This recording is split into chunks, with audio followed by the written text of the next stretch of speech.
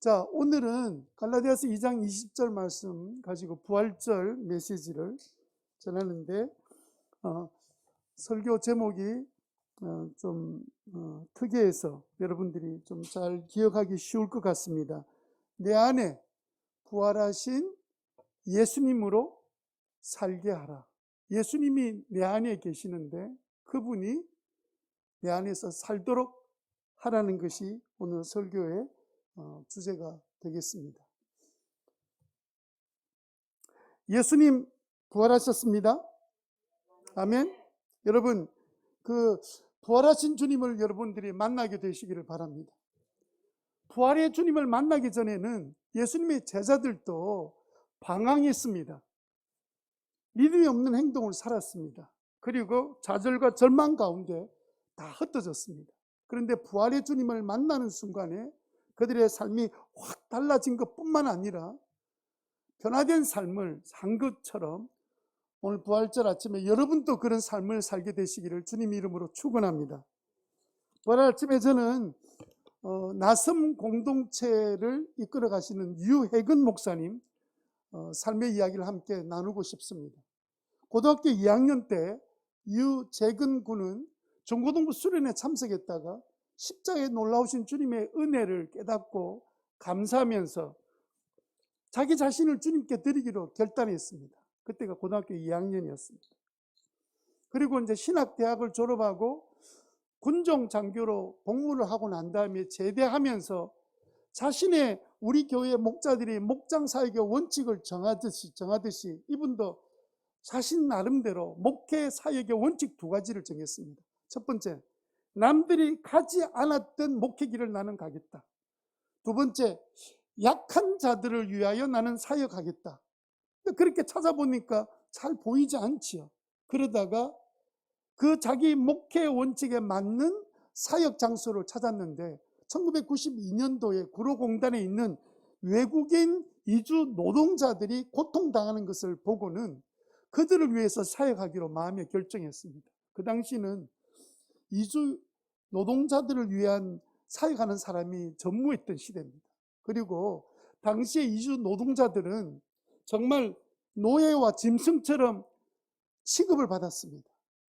제대로 월급도 받지 못할 때도 많고 사고가 났음에도 불구하고 보상도 해주지 않는 그런 악덕 그 공장장 사장들 만나서 얼마나 많이 고통을 당했는지 이 사역을 하면서 주로 이분은 그들의 권리를 대변하는 일을 하고 월급 주지 않는 회사 찾아가서 항의하고 사고 당한 데 보상하지 않는 그 고통당하는 환자들을 병원을 수소문해서 치료하는 그 일을 시작했습니다. 아무도 돕지 않았습니다. 온 가족이 정말 찌들리는 삶을 살았습니다.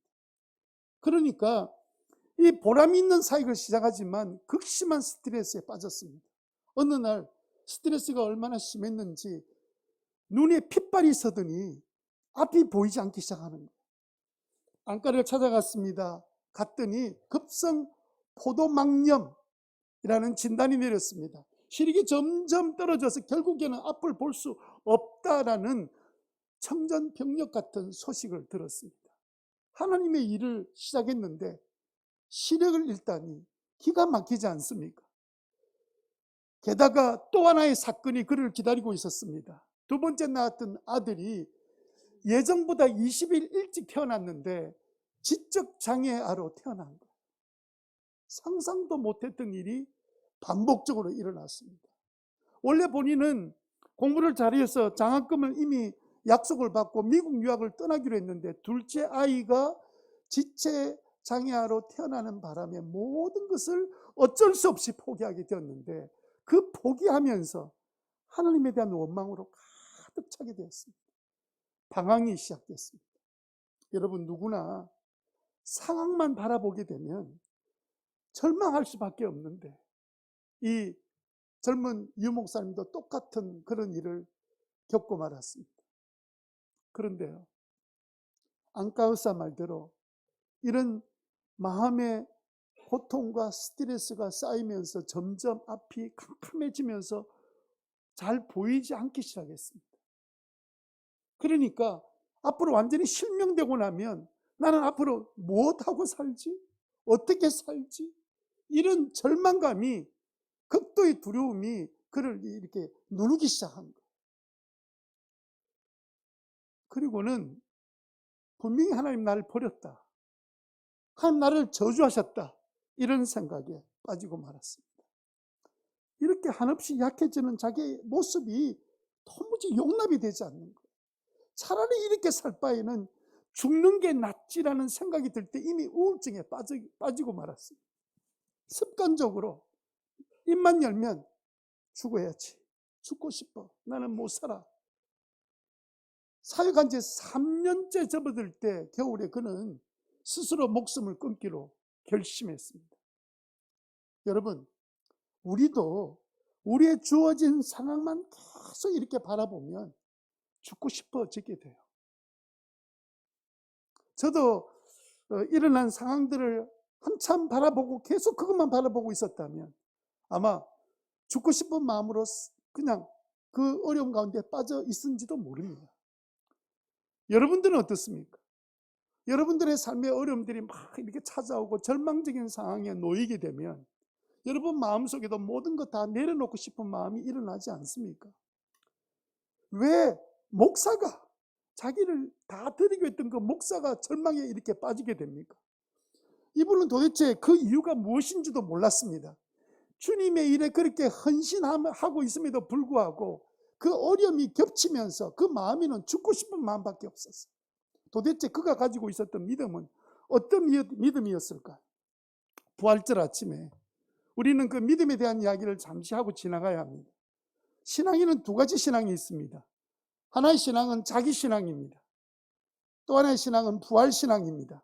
자기 신앙이라는 것은 뭐냐면 내가 기준이 된 신앙이에요. 내가 바라고 원하는 것, 그걸 이루기 위해서 믿음으로 사는 신앙입니다. 그러니까 자기 뜻대로 자기가 원하는 신앙생활을 하는 사람들이 자기 뜻대로 이루어지는 일들이 많이 일어납니다. 그런데 자기 신앙대로 사는 대로 다 되지 아니할 때 그때는 방황하기 시작합니다. 좌절하게 됩니다. 자신의 문제가 뭔지를 잘 알지 못합니다. 그러나 부활의 신앙이 뭡니까? 부활의 주님만 바라보는 신앙입니다. 자기 신앙은 힘든 상황을 보면 그게 빠져가지고 허우적거리지만 부활 신앙은 주님 앞에서도 부활의 주님을 바라보고 있기 때문에 절대로 쓰러지거나 넘어지지 않습니다. 그리고 부활의 주님을 통하여 주님께서 말씀하시는 그 음성을 듣게 됩니다.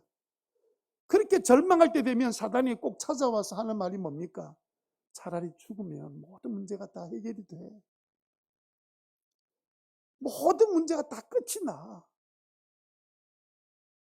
그래서 여러분, 우리는 절망 가운데 있을 때 내가 점점 절망에 빠져들기 시작한다면 나의 믿음은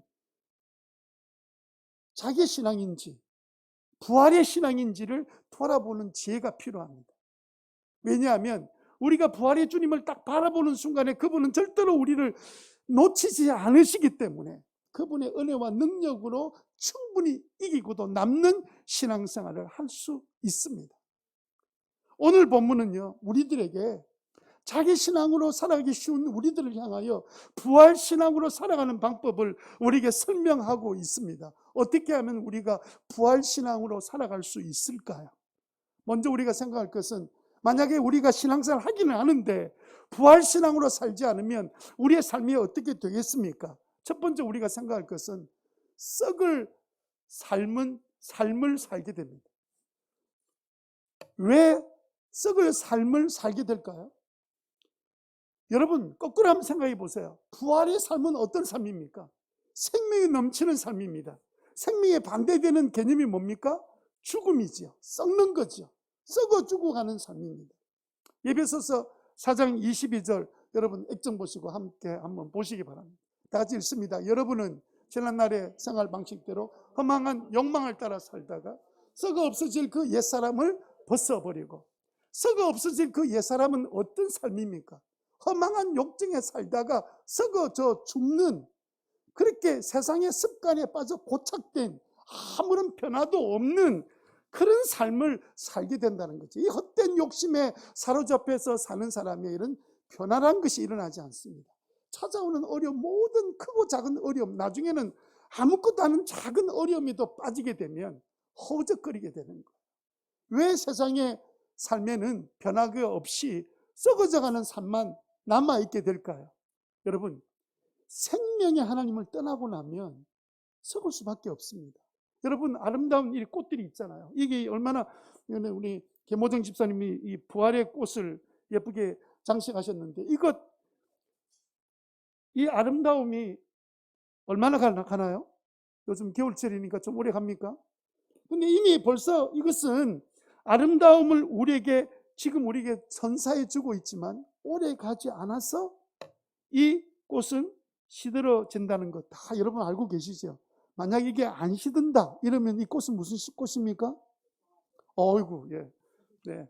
그건 완전히 사람이 만든 조화지요. 생화는 딱 그 나무에서 꺾이는 순간부터 죽는 것과 똑같습니다. 하나님을 떠나는 순간에 우리의 삶은 썩어 가게 되고 죽게 되는 삶이지. 에베소서 2장 5절 말씀에 범죄로 죽은 우리를 그리스도와 함께 우리를 살려주셨습니다. 여러분, 우리가 은혜로 예수 그리스도의 십자의 은혜로 우리가 재용산 받았습니다. 그리고 예수님이 부활하실 때 우리도 함께 살아나게 해주셨어요. 그러므로 여러분, 변화가 없는 삶은 부활의 신앙이 없는 삶이고 죽은 삶입니다. 이 사실을 여러분 기억하고 나의 젊음, 이 아름다움이 이 꽃과 같아요. 나는 굉장히 한때 잘 나갈 때가 있었습니다. 제가 한동안 결혼하고 난 다음에 오랫동안 총각, 좋은 자매 소개해줄까 이런 이야기 들었습니다. 그런데 요즘은 아무도 그런 이야기 하지 않습니다. 파삭 갔습니다, 이제는. 여러분, 꽃이 꺾이는 순간에 마치 하나님을 떠난 인생이 시들어지고 그 다음에 그 인생은 편안한 것이 없습니다. 하나님을 거부하는 순간에 썩은 냄새가 우리 인생에 나기 시작하는 거예요. 그러나 나이가 들어도 부활의 신앙을 갖고 계신 분을 보면 그 삶 가운데 부활의 생명이 있고 날마다 변화를 기대하는 그 믿음이 있어서 80이 넘었던 믿음의 사람들도 저 산지를 내게 달라고 고백했던 그 믿음으로 사는 것이 부활의 신앙을 가진 분들의 삶입니다. 어떻게 하면 우리가 날마다 새롭게 변화되는 부활의 삶을 살 수 있겠습니까? 우리가 생각해서는 두 번째로 내 안에 부활하신 예수님이 살아나게 해야 합니다. 내 안에 부활하신 예수님이 살게 해야 한다. 시작. 부활하신 예수님이 내 안에서 살게 하신다는 말이 도대체 무슨 말입니까? 간단한 겁니다. 내 안에 계신 분이 누구지요? 예수 믿을 때 예수님이 들어오셨죠. 예수님이 우리 마음에 계십니다. 그런데 어떤 예수님입니까? 갈라디아서 2장 20절에 보면 나는 그리스도와 함께 십자가에 못 박혔습니다. 그죠? 십자가에 못 박혔습니다. 주님 우리를 위해서 십자가에 못 박혔습니다. 우리도 함께 십자가에 달려 죽었습니다.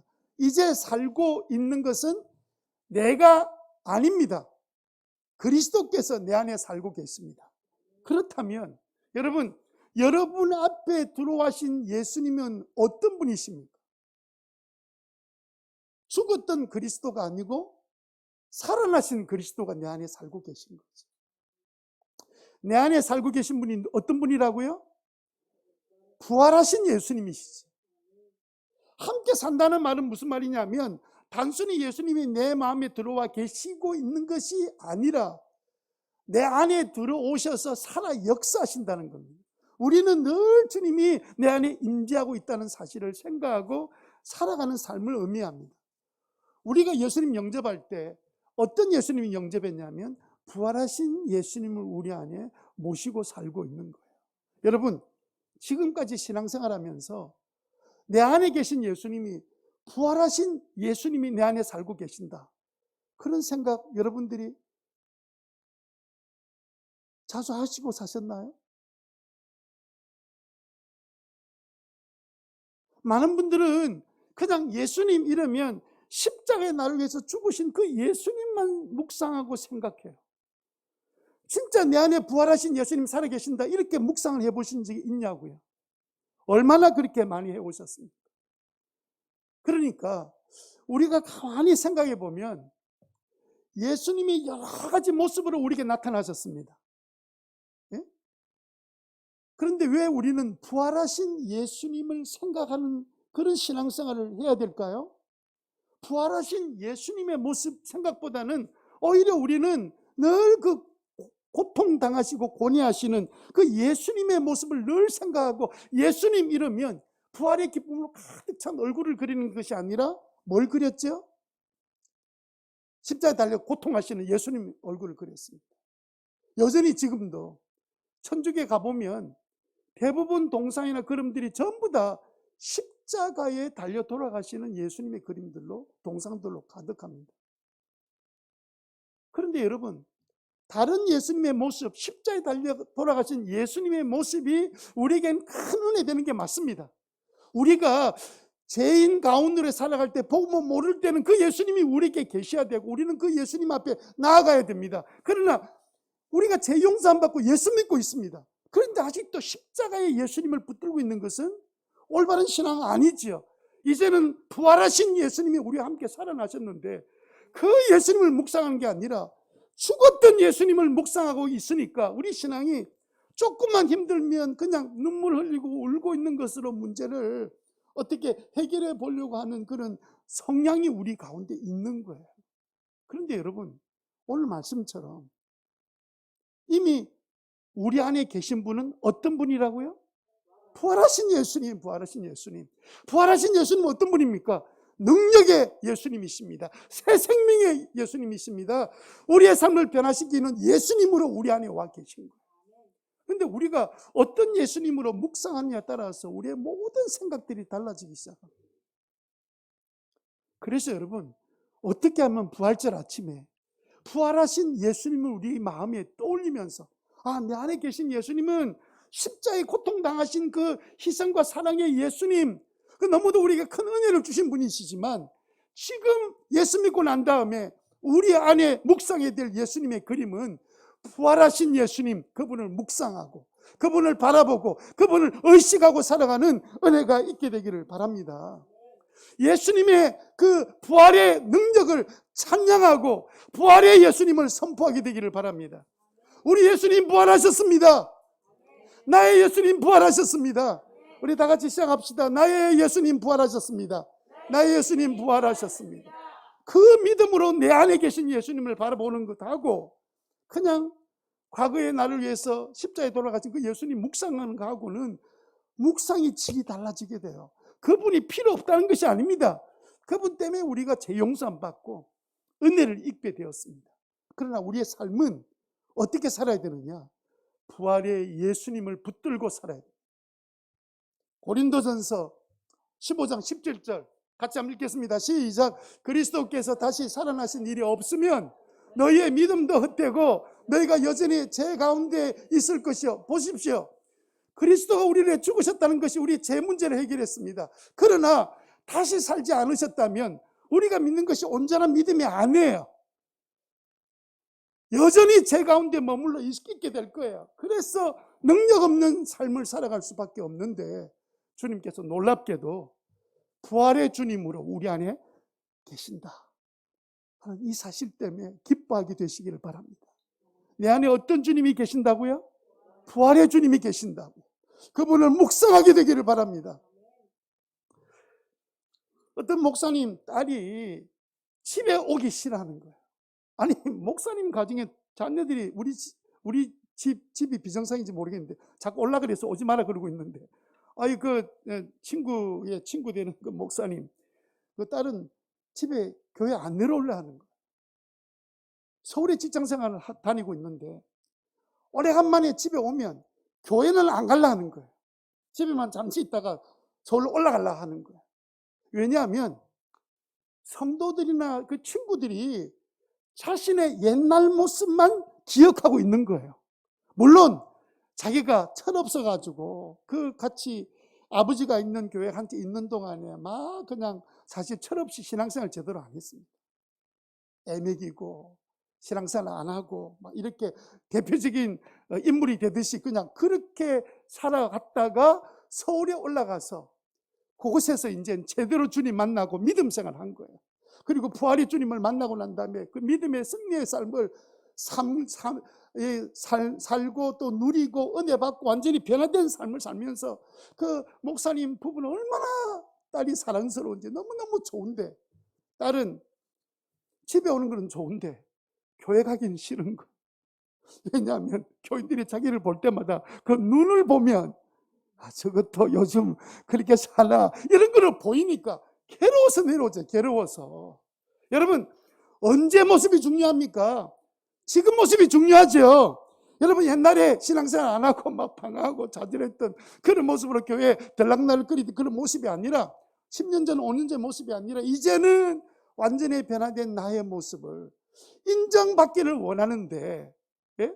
사람들은 그걸 만나는 사람한테 설명할 수가 없잖아요. 그래서 여러분, 지금의 내가 진짜예요. 과거에 나는 이미 예수님께서 다 정리해 주셨어요. 치료해 주셨어요. 그러므로 여러분, 현재의 나로 살아가는 것이 얼마나 은혜인 줄 알게 되시기를 바랍니다. 여러분, 제가 부산에 있는 그 중앙중학교 다녔는데 그 후배 중에 안철수라고 있었습니다. 여러분 잘 모르시죠? 안철수라는 사람 참. 제 후배였기 때문에 그 후배 중에 같은 반에 있었던 친구가 누구였냐면 사형도 교회 이순훈 목사입니다.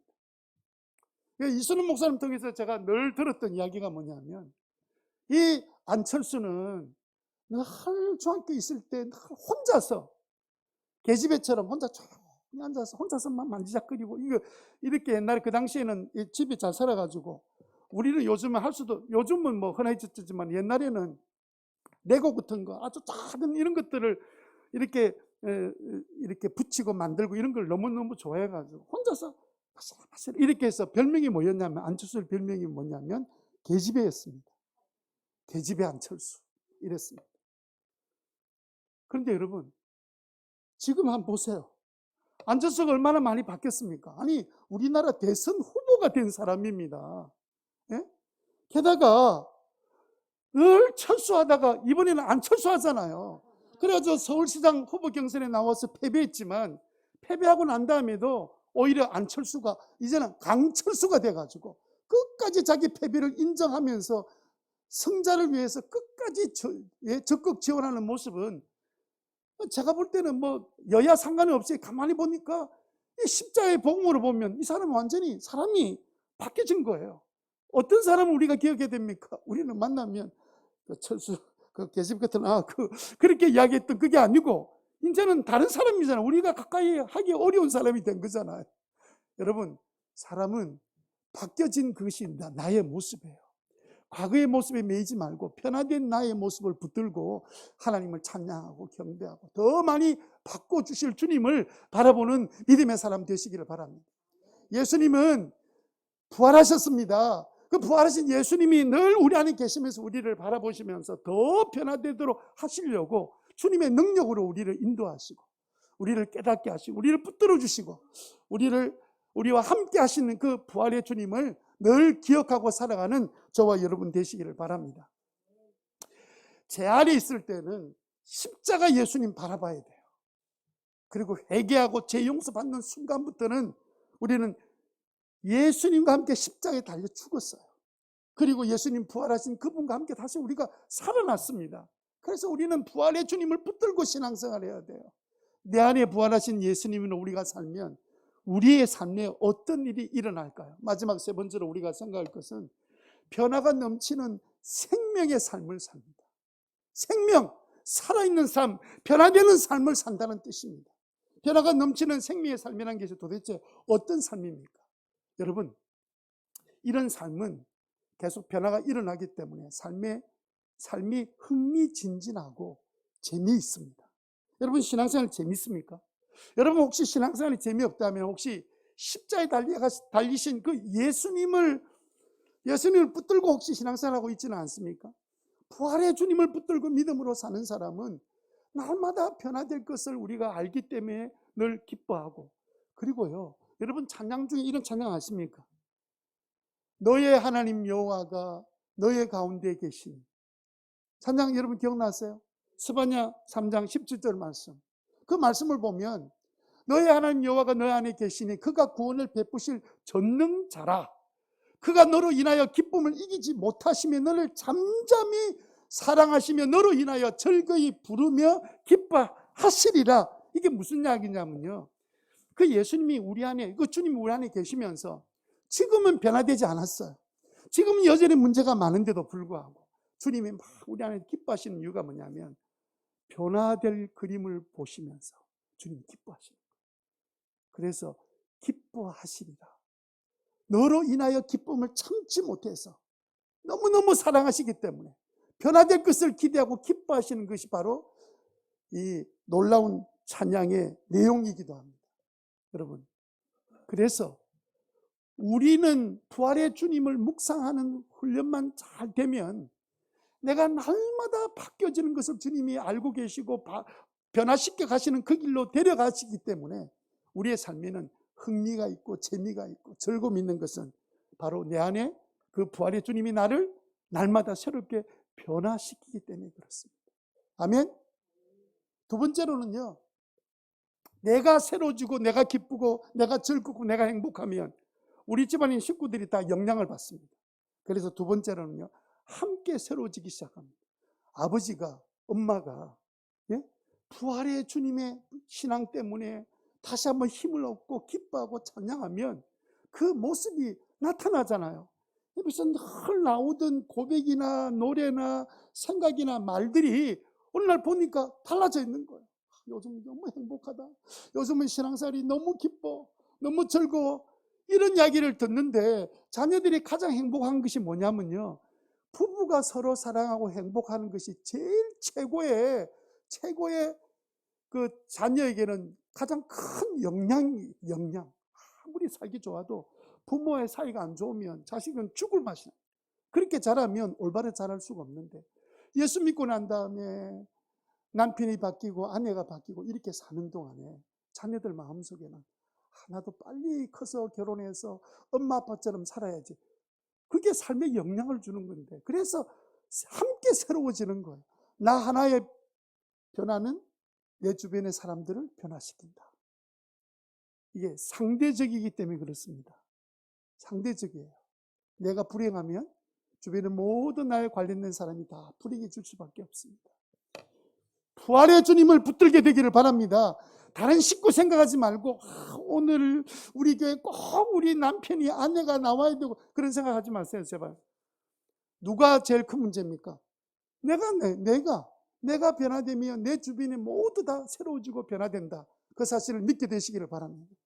그리고 세 번째로는 그렇게 살아가니까 부활의 주님께서 우리 안에 역사하시면서 변화되는 우리의 모습을 보면서 영광을 받으시는 거예요. 부활의 능력으로 사니까 하나님께서 영광을 받으십니다. 고린도후서 3장 18절에 보니까 우리는 모두 너울을 벗어버리고 주님의 영광을 바라봅니다. 이렇게 해서 우리는 주님과 같은 모습으로 뭐하여? 변화하여 점점 더 큰 영광에 이르게 됩니다. 여러분, 이 말씀이 도대체 뭡니까? 우리가 부활의 주님의 능력으로 날마다 변화되고 행복하고 기쁘게 변화되는 모습을 보면서 주님은 영광을 받았습니다. 그래서 여러분, 혹시 말입니다. 혹시 아직 나는 이 행복을 조금 누리지 못하고 사는 것 같아, 이런 마음이 드시는 분이 계시면 내 안에 계신 분이, 내가 늘 묵상한 분이 누군지를 한번 생각해 보세요. 아직도 내가 죄 문제가 해결이 되지 않았다면 십자가의 주님 앞에 나가서 그분을 붙드시기 바랍니다. 그리고 그 주님의 놀라운 은혜로 제 용서함의 은혜를 체험하고 나면 그때부터 살아계신 그분은 십자가에 달려 돌아가신 주님이 아니라 부활의 주님이시니까 그 주님 붙들고 그분의 능력과 그분이 나를 변화시키려고 애쓰고 노력하고 계심을 기대하고 그분을 찬양하며 살아가는 가운데 주님은 더 큰 영광을 받게 되시는 줄 믿습니다. 세상 사람들은요, 어떻게 말하냐면, 야, 네가 잘 되니까 한턱 내라. 그래서 한턱 얻어먹는 게 일반적인 삶의 모습, 세상입니다. 그런데 우리는요, 야, 네가 정말 잘 되니까 내가 너무 기뻐서 내가 한턱 쏠게. 그 제가 얼마 전에 최근에 읽었던 책 가운데 이분이 날 크리스찬인지 아닌지는 아직 제가 확인 안 해봤는데, 이 교수님 쓰는 책을 제가 굉장히 좋아해서 자주 읽습니다만, 지난 주간에 드는 책을 보고 이분 책을 보는 중에 그분이 이야기를 해놓은 거예요. 이게 도대체 크리스찬이 아니면 이런 고백이 안 나오는데, 야, 네가 잘 되니까 내가 너무 기뻐서 내가 한턱 쏠게. 이거는 세상 사람들이 하는 말이 아니에요. 어떤 사람이 하는 말입니까? 변화된 사람이 하는 말이지요. 이 말 한마디가 나만 변화시키는 게 아니라 다른 사람까지 변화시켜요. 이렇게 변화되면요, 이제는 네 주면 나도 주고, 네 받았으니까 나도 네한테 준다, 주고받고, 기브 앤 테이크 관계가 이제는 허물어지게 돼요.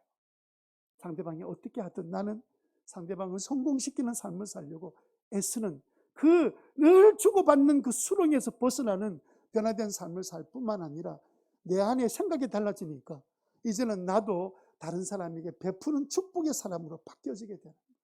늘 받는 것이 복인 줄 알았는데 주는 더 큰 복을 누리는 삶이 있구나, 그 사실을 깨닫는 은혜가 있게 되는 줄 믿습니다. 그러므로 결론적으로 여러분 안에 계신 예수님, 여러분들이 여러분 안에 계신 예수님을 부활의 예수님으로 인정해드리고 살게 해드리는 믿음의 삶을 사는 저와 여러분 되시기를 바랍니다.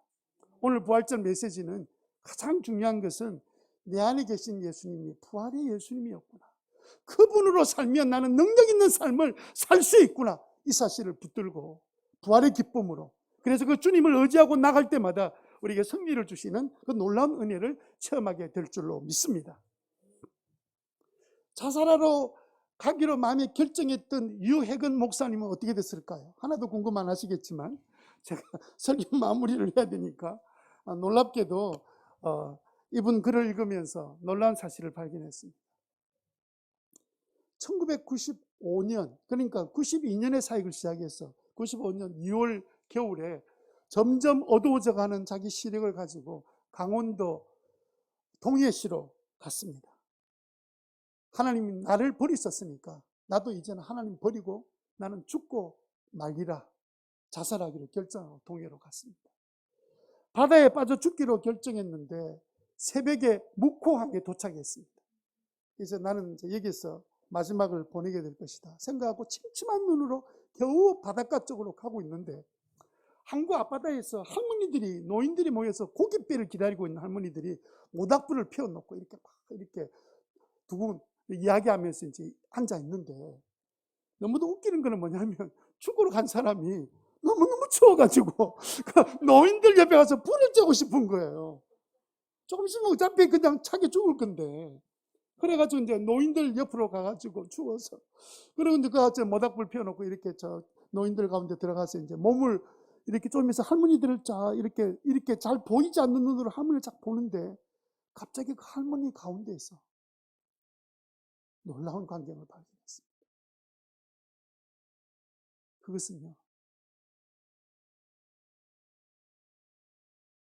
제자들이 예수님의 죽으심을 보고는 절망해서 우리는 고기는 잡으러 가자,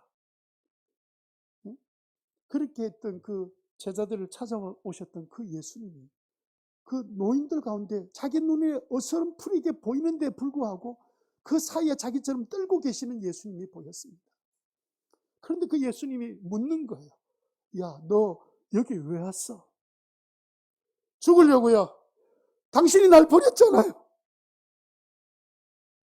이런 원망의 소리를 하고 있는데 그 예수님이 그렇게 말씀하시더래요. 이 바보 같은 놈아, 너를 죽게 하려고 고난 가운데 너를 던져놓은 줄 아냐? 이 고통당하는 사람들의 삶을 네 몸뚱아리로, 이제까지 잘나가는 삶을 살던 너에게 네 몸뚱아리로 좀 느껴보라고, 그리고 입으로만 위로하고 사랑한다고 그렇게 말하지 말라고 내게 너한테 절망을 맛보게 한 거야. 절망은 곧 너를 사랑한 나의 은총이란 말이야 하는 그 말을 듣는 순간에 갑자기 정신이 이 머리가 하얘져 버렸습니다. 물에 빠져 죽으려고 갔던 자기 자신을 주님께서 기다리고 계십니다. 부활의 주님이 제자들을 찾아오신 것처럼 자기를 찾아와서 그 말씀하시는 그 음성을 듣는 순간에 동해 바다 앞바다에서 얼마나 한없이 울었는지, 또 울고 또 울고 울어보니까 주님의 사랑이 무엇인지를 그가 깨닫게 된 거예요. 이제까지는 자기가 원하는 목회를 하고 자기가 원하는 삶을 살려고 생각했다가 부활의 주님을 딱 만나는 순간에 상황은 그대로입니다. 자기는 여전히 눈이 보이지 않고, 둘째 아이는 여전히 정신 지체하러 여전히 남아있음에도 불구하고 모든 것이 다르게 보이기 시작했어요. 부활의 주님을 만났던 제자들처럼 달라지기 시작합니다. 그리고 며칠을 금식하고 기도한 다음에, 기도하는 중에 다시 외국인 노동자들을 위해서 섬기라 하는 그런 확답을 받고는 다시 그 일을 시작했습니다. 성수동에 있는 그 상원교회 지하실을 빌려주어서 그곳에서 그 서울 외국인 근로자 선교회를 만들고, 그리고 그들을 위해서 이제 돌보는 일을 시작하니까 어떻게 소문이 났는지 그 다음부터는 사람들이 모여오기 시작하는데, 그 교회에서 제발 좀 이제 나가주세요. 이제는 너무 사람들 때문에 우리 교회가 감당이 안 됩니다 하고는 쫓겨나게 생겼습니다. 그때 통장에 100만 원밖에 없었는데 갑자기 나가라니 어디로 가란 말입니까 하고 버티려고 했지만 더 이상 버틸 수가 없을 정도로 사람들이, 많은 외국인들이 몰려왔습니다. 그래서 수소문하는 가운데 서울 강변역 근처에 유치원이 있는데 유치원 그 지하 공간이 비어있다 하는 사실을 듣고는 그 건물주를 찾아갔습니다. 그런데 한마디로 외국인 근로자들이 여기에 머물게 하는 공간으로는 절대로 사용할 수 없다, 위험하고 빌려줄 수 없다, 네, 그런 답이 왔습니다. 그럼에도 불구하고 너무 절박했기 때문에 건물주를 찾아갔습니다. 그리고 건물주 앞에 가자마자 한 번도 그렇게 해보지 않았던, 이분이 나름대로 공부를 아주 잘한 분이었어요. 나름대로 잘 인생을 살았던 그가 너무 절박하니까 처음으로 무릎을 꿇고 그 앞에 엎드려서 눈물로 건물주 앞에, 창조주 위에 건물주가 있다 그러잖아요. 건물주 앞에 엎드려서 이렇게 애구를 했답니다. 나는 돈도 없습니다. 능력도 없습니다. 눈도 제대로 안 보입니다. 남은 게 있다면 외국인 나그네들을 위한 사랑, 그리고 하나님에 대한 믿음밖에는 나는 아무것도 없습니다. 제발 좀 도와주십시오. 우리는 지금 갈 곳이 없습니다. 건물주가요, 그 애원하는 그 소리를 듣고는 단돈 100만 원에, 그게 전세가 2억 5천짜리였는데 100만 원에 가계약을 해줬습니다. 그때부터 기적이 일어나기 시작하는데 여기저기서 돈이 몰려온, 생각도 못했던 일로 6개월 만에 2억 5천만 전세금이 다 채워졌어요. 그리고 난 다음에 1999년 12월 달부터 몽골에서 온 그 아이들을 위해서 몽골 학교를 시작했습니다. 처음에는 8명, 한글을 모르는 아이들을 붙들고 좀 가르쳐 주려고 시작했는데 이 아이들이 절박한 상황 가운데서 270명이 되는 몽골 학교가 됐습니다. 돈이 어디 있습니까? 여러분, 우리나라의 몽골 인구의 1%가 우리나라 와 있습니다. 1%가 3만 명이 몽골인이 우리나라 와 있어요. 그런데 이 노동자들이 벌어서 자기 나라 보내는 수입이 몽골 국내 총 생산량의 17%를 차지하고 있습니다. 5분의 1을 가깝게 차지할 정도로 가난한 나라입니다. 그래서 불법 체류자들, 이들이 끝까지 숨어있는 것까지 지켜주면서 그게 예수님의 사랑으로 그들을 예수 믿게 하고 본국에 돌아가서 목회하는 사람이 한 사람씩 한 사람이 생기기 시작하고 있습니다. 놀랍게도 본토인들이 들어가서 사역하니까 몽골에 있는 한국 선교사보다 훨씬 더 자유롭게, 놀랍게, 그래서 이것을 역파송 선교라 그러는데 역파송 선교의 역사가 일어나기 시작합니다. 어느 날 이란 사람인 호차드라는 사람이 찾아왔습니다. 이 사람이 1993년도에 한국에 온 불법 체류자가 되었습니다. 그런데 어느 날 찾아와서 한글을 배우고 싶은데 좀 가르쳐 주세요. 뭐 그렇게 하지, 한글 학교 있으니까. 근데 조건을 내거는 거예요. 저는 무슬림입니다. 저보고 예수 믿으라는 말 하지 말고 예배 참석하라는 말 하지 마세요. 그렇게 하겠다고 하고 이제 시작했습니다. 그런데 그때 성수동에 있었던 빌렸던 그 지하 건물에는 공간이 그리 넓지 않아서 그 안에서 한글 가르치고 밥도 먹고 예배도 드리는 공간이니까 그걸 배우러 왔다가 한쪽에서 예배 드리고 있으면 그냥 예배 드리는 모습을 그냥 보고는 했는데 자기 눈에 볼 때는 그게 너무 감동이 됐는가 봐. 말도 아닌데 어느 날 찾아와서는 일하는 성경을 좀 구해줄 수 없겠습니까? 뭐 도대체 자기가 이제까지 이슬람에서 했던 거하고 너무 다른 삶을 보니까 그 성경 내용이 궁금했는가 봐요. 그래서 당장 구해서 전해줬습니다. 그리고 잊어버렸어요. 어느 날 이 호차드라는 이 청년이 목사님께 찾아와서, 목사님, 우리가 매주 토요일마다 자기 집에서 이란인 친구들하고 성경을 지금 읽고 있습니다. 그런 이야기 하는 거예요. 얼마나 놀라운 일입니까? 혼자 읽는 게 아니고 여름이 같이 자기가 읽다가 같이 친구들 불러서 같이 읽고 있다는 거예요. 그래서 너무 놀라서 그 주에 토요일 날 저녁에 그 집에 신방을 갔습니다. 찾아갔어요. 찾아갔더니 진짜 이란인 몇 명의 청년들이 서너 명이 모여가지고 성경을 읽고 그 다음에 찬양을 부르고 이러면서 그들이 예배를 하고 있는 거예요.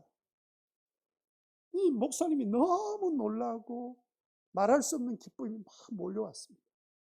그러고 있는 그들의 모습이 너무 예뻐서, 자, 오늘은 내가 당신들을 격려하기 위해서 밥을 사겠다. 뭐 먹고 싶냐? 이랬더니, 아, 세상에, 돼지 삼겹살을 먹고 싶다. 목사님이 깜짝 놀라서, 아니, 무슬림이 무슨 돼지고기 먹냐? 그 말도 안 되는 이야기 하지 마라. 이랬더니, 이 청년들이 꼭 먹어보고 싶다는 거예요. 자기 나라에는 먹을 수 없는데, 다 들어보면 그 삼겹살이 그리 맛있다는데, 꼭 한번 먹어보겠습니다. 그래도 되겠나 그랬더니 꼭 먹어보고 싶다. 그래가지고 삼겹살을 사준데 얼마나 많이 먹었는지 다 먹고 난 다음에 하는 말이, 이렇게 맛있는 거 왜 진작에 안 먹었는지 모르겠다. 그리고 난 다음에 이 호차드란 이 친구가 세례받고 개종을 했습니다. 개종 선언을 했습니다. 나는 더 이상 모슬렘이 아니다 하고는 그 공동체에서 왔다 갔다 하는 한국 여성을 만나서 결혼을 했어요. 귀화를 했습니다. 한국 이름을 지어야 되는데 뭐라고 이름을 지을까 하다가 이란에서 왔으니까 성씨가 이시다. 그래가지고 이호잣이라고 이름을 지었는데 그분이 우리나라 최초의 이란 이시의 시조가 되었습니다. 아직 자손은 아직 많지는 않지만, 그리고 신학 공부하고 목사 안수를 받고는 2014년도에 6월 달에 특히 이스탄불에 있는 그 지역의 선교사로 자청해서 떠났습니다. 이슬람 난민촌에 수많은 사람들이 모여있는 그곳에, 그게 나섬 공동체거든요. 나섬. 나그네를 섬기는 공동체라는 뜻입니다. 거기에다가 나섬 페르시안 교회를 개척을 했어요. 10개월 만에 15명의 무슬림이 예수 믿고 개종을 했습니다. 한국 선교사 가서 할 수 없는 일을 언어나 모든 문화나 모든 자기의 삶을 통해서 하나님의 사랑을 전가하니까 놀라운 일들이 일어나고 있어요. 부활의 주님은 오늘도 살아계십니다. 어디 살아계신다고요? 내 안에 살아계신 분이 어떤 예수님이라고요? 부활의 예수님이신 것을 여러분 믿고 믿음으로 살게 되시기를 바랍니다.